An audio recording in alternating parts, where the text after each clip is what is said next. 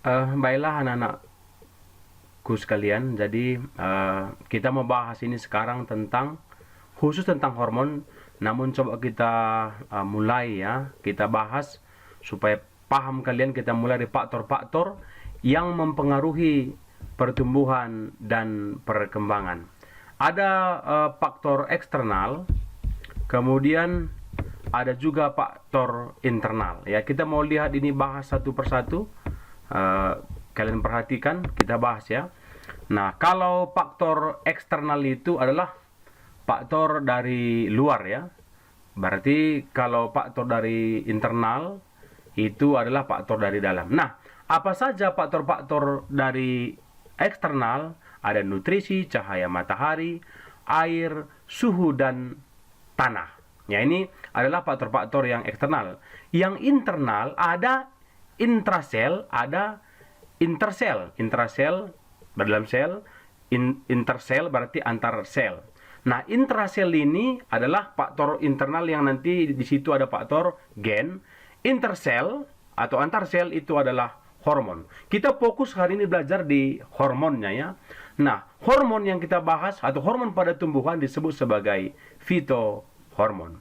Nah, fitohormon itu ada, kita bagi dua. Ada pemicu pertumbuhan, ada penghambat pertumbuhan.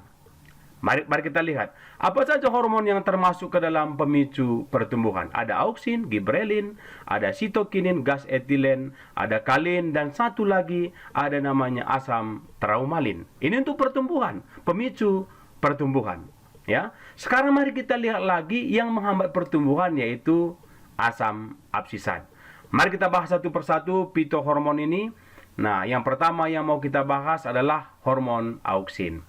Nah, struktur yang paling dikenal dari hormon auksin ini adalah IAA, atau ini kepanjangannya indol asetik acid ya. Ini adalah hormon auksin ya. Ini sering juga ditanya di soal-soal ini.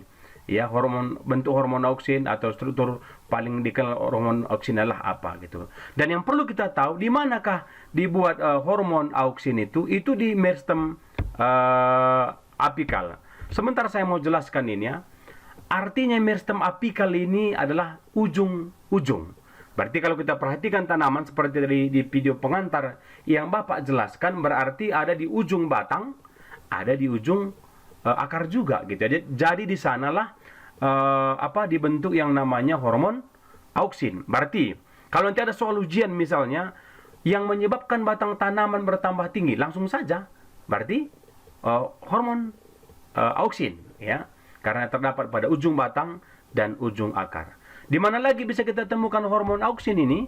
Kita bisa juga temukan dia pada daun-daun yang masih muda, pada biji. Ya, jadi fungsi hormon auksin langsung kita tahu tadi, dominansi apikal.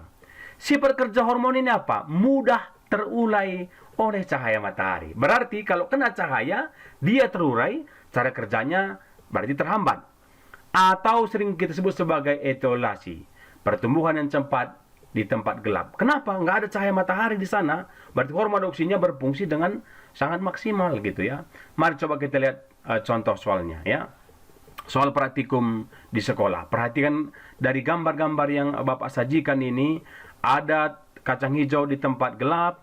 Ada lagi kacang hijau ditempatkan di tempat yang dekat jendela, berarti terang gitu ya. Kacang hijau ditambah kapas dan air, kacang hijau ditambah kapas juga dengan air, perlakuannya sama, tetapi yang bisa kita lihat di sini yang berbeda apa? Yaitu masalah cahaya. Ya, ada di tempat gelap dalam lemari berarti tidak ada cahaya. Intinya jadi apa? Hormon auksin akan bertumbuh dengan sangat baik sekali. Ya, kita lihat ini pertumbuhannya begitu besar, ya, cepat. Tapi biasanya batangnya agak kecil, daunnya juga bisa kalian lihat di situ. Agak kekuning-kuningan dia. Ya, coba lihat di tempat yang dekat jendela, ya. Di dekat jendela ini batangnya kecil, kecambah tumbuh normal, daunnya warna hijau. Yang di tempat gelap tadi kecambah tumbuh tinggi, tetapi daunnya kuning atau kering, ya. Karena apa? Di sini tidak ada hormon auksin di tempat A, tidak ada cahaya, berarti hormon auksin bertumbuh dengan sangat baik, bekerja dengan sangat baik. Fenomena inilah yang kita katakan dengan istilah etiolasi, ya. Nah, Apa sajakah fungsi hormon auksin? Yang pertama, merangsang pemanjangan sel pada daerah titik tumbuh. Di mana titik tumbuh? Ada dua tadi. Yang pertama pada akar, tepatnya pada ujung akar atau disebut sebagai zona meristem. Ya, di zona meristem, di belakang zona meristem biasanya, atau zona meristem ini adalah zona pembelakang, zona pembelahan. Di belakangnya ada zona pemanjangan atau elongasi. Di belakang zona elongasi biasanya diferensiasi, sudah berkembang menjadi jaringan atau organ-organ tertentu. Yang kedua apa? Merangsang pembentukan akar. Jelas, karena memang tadi di sini kita katakan adalah apa tadi, terdapat banyak hormon auksin pada ujungnya, ya. Jadi untuk merangsang pembentukan akar. Berikutnya merangsang pembentukan buah tanpa biji, atau di soal ujian sering ditanya ini istilahnya apa? Parthenokarpi. Misalnya pernah kita lihat pisang, ya. Ada beberapa pisang yang masih berbiji, tapi ada juga yang tidak berbiji, berarti itu karena hormon auksin. Terus berperan dalam dominansi apikal. Saya mau jelaskan sekali lagi nih, dalam berperan dalam dominansi apikal. Apikal artinya adalah pertumbuhan memanjang ke arah atas, ya. Biasanya terdapat pada ujung tanaman, ya, atau pucuk istilah kita. Berarti saya ulangi sekali lagi, kalau bagian pucuk tanaman dipotong, berarti di sana dihambat yang namanya dominansi apikal.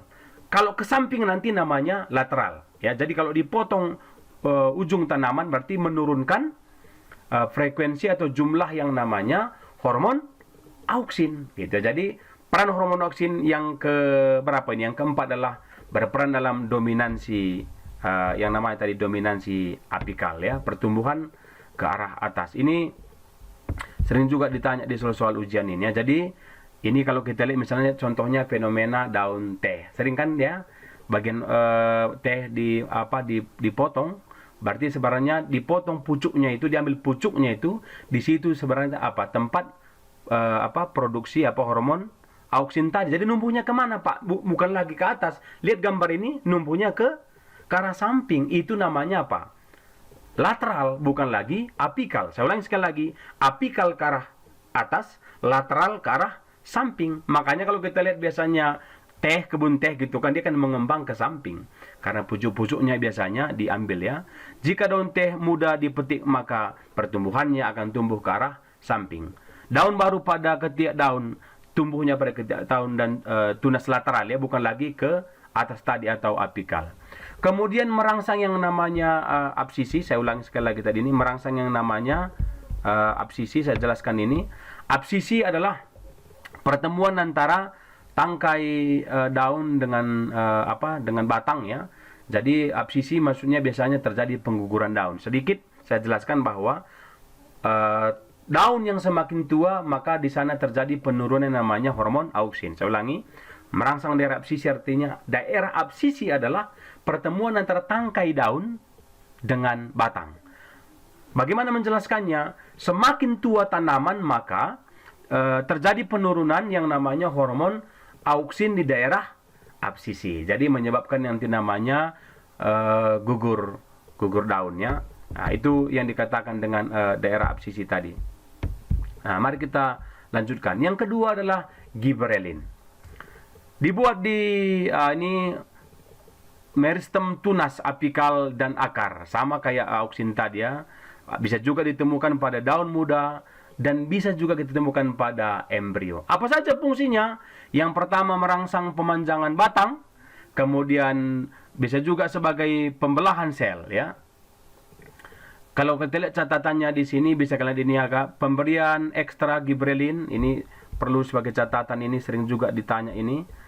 Pemberian ekstra gibberellin ke dalam tanaman. Ya, ingat dia kata ekstra berarti diberikan jumlah yang besar, akan memberikan efek pertumbuhan raksasa. Soal ini sering ditanya.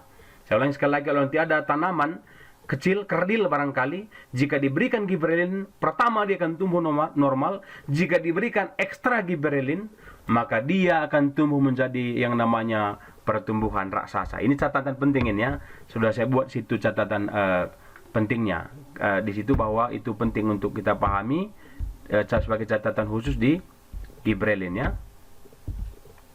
Nah, inilah kalau contohnya misalnya inilah tanaman normal ya, normal dia tidak ada pemberian hormon gibberellin, tetapi diberikan ekstra. Lihat gambar itu tadi menjadi sangat besar sekali. Itu namanya tadi apa? Salah satu catatan di gibberellin. Bisa juga sebagai pembelahan sel, merangsang pembungaan ya, terus memecah dormansi biji. Ya, biji dalam fase dormansi ini artinya sudah dijelaskan sama Ibu Aif juga kemarin bahwa tidak melakukan yang namanya aktivitas metabolisme. Begitu ada air masuk ke dalam seperti dijelaskan kemarin, maka hormon yang bekerja pertama pada proses perkecambahan adalah hormon GA atau hormon gibberellin ya. Kemudian ini merangsang yang namanya pembentukan buah tanpa biji, sama kayak auksin tadi yang kita katakan tadi namanya partenokarpi ya. Jadi catatan penting di sini tadi adalah apa? Dormansi. Kalau ada air masuk ke dalam berarti itu namanya nanti adalah apa tadi hormon gibberellin ya. Cuman kalau pada gibberellin namanya bukan lagi partenokarpi ya. Ini kalau gibberellin nanti nama stenomokarpi ya. Ini kalau kita lihat polinasi dan fertilisasi ini apa tadi stenomokarpi itu adalah polinasi atau fertilisasi terjadi yang namanya aborsi embrio ya, tidak tumbuh menjadi embrio tidak tumbuh lagi menjadi biji. Ini bisa kita lihat yang stenomokarpi ini contohnya pada buah anggur ya. Kalaupun kita temukan di situ ada biji, kalau kalian pernah lihat anggur, itu bijinya sangat kecil sekali. Itu hormon apa? Hormon gibberellin. Namanya bukan partenokarpi tapi stenomokarpi ya. Yang berikutnya hormon sitokinin. Ini di mana dibuat? Ini seperti saya jelaskan di pengantar tadi, ini dibuat dalam akar sebagian besar, kemudian diangkut ke organ lain. Kita lihat ini jadi sitokinin, auksin, gibberellin itu bersama-sama merangsang pembelahan dan pemanjangan sel. Kita katakan mereka, istilah saya selalu adalah satu tim ya. Fungsi sitokinin yang berikutnya menghambat dominansi apikal hormon auksin. Mari saya jelaskan ini. Ini perlu saya jelaskan ini seperti yang saya katakan tadi. Berarti yang pertama catatannya apa? Satu, bahwa hormon auksin tadi dibuat di dalam akar, terus diangkut ke bagian organ lain pada tumbuhan. Terus dia bekerja sama dengan auksin dan gibberellin untuk merangsang pembelahan dan pemanjangan sel. Terus menghambat dominansi apikal auksin. Ingat, apikal auksin tadi fungsinya apa? Menambah batang bertambah panjang ke arah atas, kemudian akar bertambah panjang ke arah bawah. Nah, kalau misalnya seperti saya katakan tadi, pucuk tanaman dipotong atau dipetik, maka yang bekerja optimal di situ apa? Bukan lagi auksin, tapi sitokinin.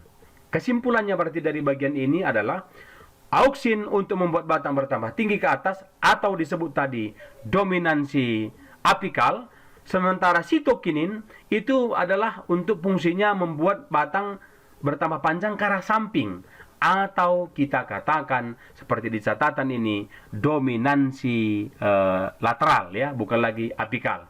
Jadi dia menghambat dominansi apikal hormon auksin. Ini sebagai catatan bagi kita. Kemudian fungsi yang berikutnya adalah merangsang pembentukan akar cabang ya, seperti cabang sama ke kanan ke kiri tadi kan gitu kan. Terus sitokinin ini perannya adalah menghambat proses penuaan pada daun, pada bunga, dan juga pada buah ya. Kemudian yang berikutnya adalah gas etilen. Ada sering soal ujian ini, SBM, UN, ini sering tanya tentang hormon gas etilen ini. Fungsinya seperti hormon tapi bentuknya adalah bentuk gas. Dihasilkan oleh jaringan buah yang sedang matang dan juga dihasilkan pada bunga yang sudah menua. Apakah fungsi hormon atau gas etilen? Mempercepat proses pematangan buah ya. Saya mau jelaskan lagi nih, kalau kalian pernah jalan-jalan ke arah Medan sana gitu kan, ada jambu kelutuk terus dibungkus pakai koran ya, habis itu dibungkus lagi pakai plastik. Ada dua tujuannya. Tujuan pertama, oleh mereka sebenarnya adalah buah yang sudah agak tua ini ditutup pakai koran sama plastik itu supaya tidak dimakan oleh Drosophila melanogaster atau disebut juga sebagai lalat buah. Tetapi sebenarnya mungkin mereka kurang tahu secara biologi, tetapi begitu dibungkus dengan koran dan dengan plastik tadi, seperti tadi dijelaskan tadi bahwa gas etilen ini diproduksi oleh buah yang sudah tua atau matang. Berarti dia memproduksi gas itu, ditutup dia, gas kan menguap ya kan. Kalau ditutup dia pakai koran sama plastik, maka gas etilen akan terperangkap di situ, sehingga biasanya buahnya menjadi cepat matang. Ya, itulah tadi dikatakan tadi mempercepat pematangan. Mari kita lihat gambaran-gambaran ini. Misalnya satu diletakkan di buah diletakkan di box atau tempat beras seperti saya katakan tadi, maka dia akan cepat matang ya. Mangga yang mentah masukkan ke dalam box beras tadi, maka gas itu akan diproduksi dan buah mangganya akan lebih cepat matang. Atau bahasa kita diperam kita bilang kan, sebenarnya adalah buah ini menghasilkan gas etilen tadi. Nah, berikutnya fungsinya etilen adalah pertumbuhan batang menjadi kokoh dan tebal ya. Kalau kita lihat nanti ada batang yang kokoh dan tebal, itu adalah aktivitas hormon etilen. Nah, etilen bisa bekerja sama dengan auksin untuk memicu proses yang namanya pembungaan. Etilen bisa bekerja dengan giberelin, itu berinteraksi, itu nanti mengontrol yang namanya, kita buat di sini istilahnya lah rasio bunga jantan dengan rasio bunga betina. Ini misalnya pada tumbuhan monoiesus ya, tumbuhan berumah satu ya, monoecious itu adalah tumbuhan berumah satu. Jadi jantan sama betina dikontrol rasionya, itu adalah interaksi antara etilen dan giberelin tadi. Berikutnya adalah hormon kalin. Apa pula itu hormon kalin ya? Yang pertama dihasilkan pada jaringan meristem, jaringan yang masih muda. Fungsinya apa? Memacu pertumbuhan organ-organ pada tumbuhan. Berarti nanti ada bagian-bagiannya ini. Ya, ada bagian-bagian daripada hormon kalin ini yang bisa kita lihat. Jenisnya maksud saya tadi bagian-bagian, tempat bekerjanya. Rizo berarti akar. Berarti dia merangsang proses pembentukan yang namanya organ akar. Ya, itu merangsang proses yang namanya organ akar. Itu rizo kalin ya. Yang kedua, antokalin. Apa pula itu antokalin? Berarti merangsang proses pembentukan bunga pada tumbuhan. Filokalin. Apa pula filo? Berarti daun. Berarti proses pembentukan, merangsang proses pembentukan daun. Kaulokalin. Ini adalah proses pembentukan kayu atau batang pada tanaman. Ya. Jadi itu tadi beberapa hormon yang sudah kita jelaskan. Ada lagi namanya asam traumalin ya. Merangsang sel-sel darah luka menjadi bersifat meristematik sehingga luka menutup. Ya, namanya juga trauma ya, dihancurkan batangnya, dirusak batangnya, beberapa waktu kemudian dia trauma. Itu kata kuncinya ya. Trauma karena luka. Jadi dia oleh asam traumalin, batang yang kena luka atau gesekan fisik itu akan segera diperbaiki. Gampang mingatnya, traumalin. Nah, baik, jadi dari pembelajaran kita ini tadi, yang berikutnya tentang fitohormon adalah asam absisat, itu menggugurkan daun. Itu tadi yang kita katakan tadi yang menghambat pertumbuhan asam absisat. Atau baiklah sedikit saya kasih penjelasan ini. Tadi sudah saya hubungkan dengan hormon auksin tadi. Batang yang semakin tua sebenarnya, daun yang semakin tua seperti saya katakan tadi, akan terjadi penurunan yang namanya hormon auksin. Apa yang banyak di sana tumbuh kalau sudah semakin menua batang? Yang tambah banyak di daerah absisi tadi, sudah saya jelaskan tadi daerah absisi, adalah asam absisat.